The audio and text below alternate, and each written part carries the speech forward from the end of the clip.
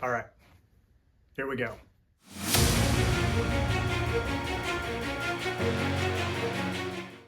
All right, welcome back everybody. I of course am the Adam of Adam Failed, and I'm delighted to have you here again. Just throwing a quick note out there, you might notice I've got a fancy new microphone. If you've got any feedback about whether it works better, works worse, I'd love to hear it. How's the audio sound to you? Anyway, I want to dig a little bit into some of the things that I did this week. So last episode, if you watched, I a little bit bemoaned the low amount of work that I got done in terms of improving my physical body.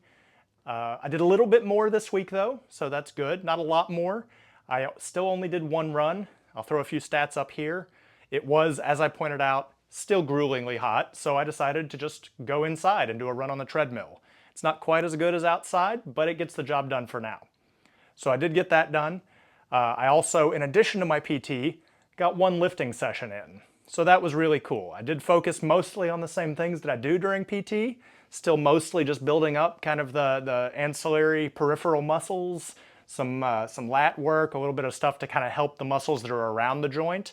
But I also went and did some leg machines as well. I didn't want to do anything like a squat or a deadlift because then I would have to move weights around with this arm. So I kind of stuck to the machines where I could just move a pin up and down a little bit. And it wasn't great, but it was something. And that something is really important. So that's what I got done this week. If you're curious about the soundtrack for the one run that I had, this week it was not music, but an audiobook. I was listening to the audiobook of James Clear's Atomic Habits. I am not quite done with it, so I don't want to give you much of a review yet, but look for a future episode where I'll really dig into some of the tools that I found useful and not useful out of Atomic Habits. I also want to talk a little bit about the goals that I'm setting for myself to get to that final goal for this series. So if you've been with me the whole time, you know that my final goal for this series is June 7th of 2026 to get across the finish line of the Spartan Beast Cincinnati.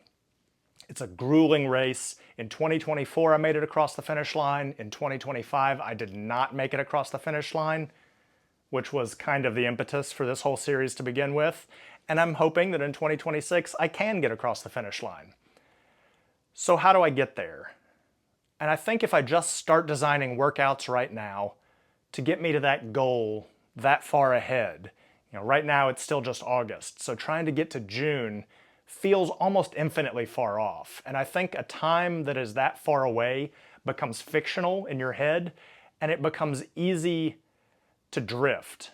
A lot of the stuff that I do involves setting goals that are at most 90 days away.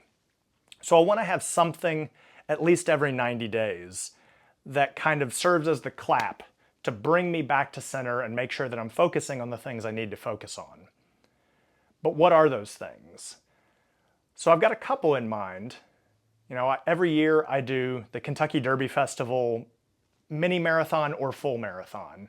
I think it's wise this year to still keep it as the mini.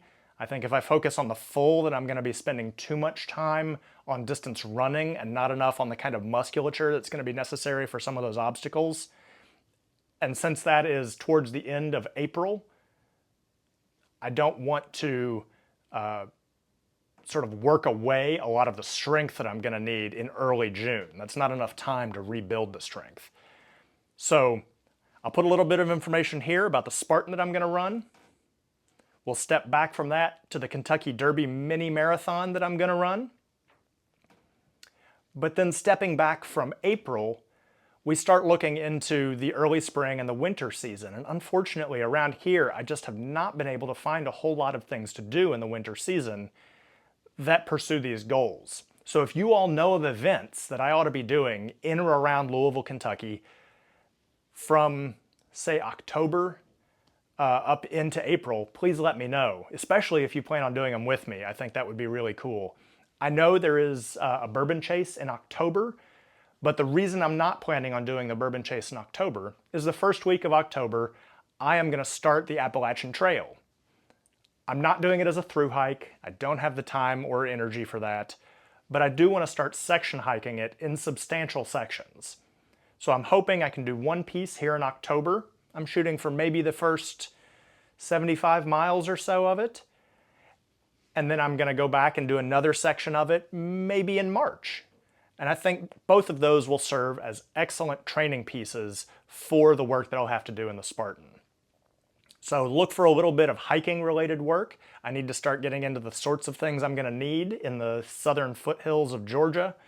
The Appalachian Trail, for those of you who don't know, runs from Springer Mountain, Georgia, all the way up to Mount Katahdin, Maine. It is about 2,200 miles of total hiking. I will not be doing that all at once, but over time, I plan on section hiking the whole thing, and you've got to start somewhere. So much like with a lot of the other work that I'm doing, it's just about getting the first steps in, and then everything else kind of follows from that.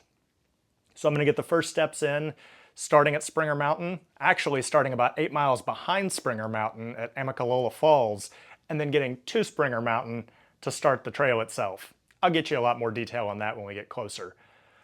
But the point here is I'm looking for more events to do between finishing that sometime in mid-October and maybe getting to do a little bit of it in March. But that leaves me about 4 months in there without any significant work. And honestly, when it gets cold and you start getting to the holidays, it becomes very easy to drift away from workout plans anyway. So if you know of more stuff that I should be doing between, say, mid-October and mid-March, get at me with it. I would love for some of you all to join me for something. Whether it's a little 5K, whether it's a cool hike, whether it's something mental like a polar plunge, I would love to do that. I'll do my own looking, but I'm curious what you have as well. That's about all I had today. I'm a little more positive than last week. I'm looking ahead to doing a little bit more work. Heck, the weather started to cool down a little bit. Maybe I'll go for a run now. We'll see what happens. Thanks, and I'll talk to you next week.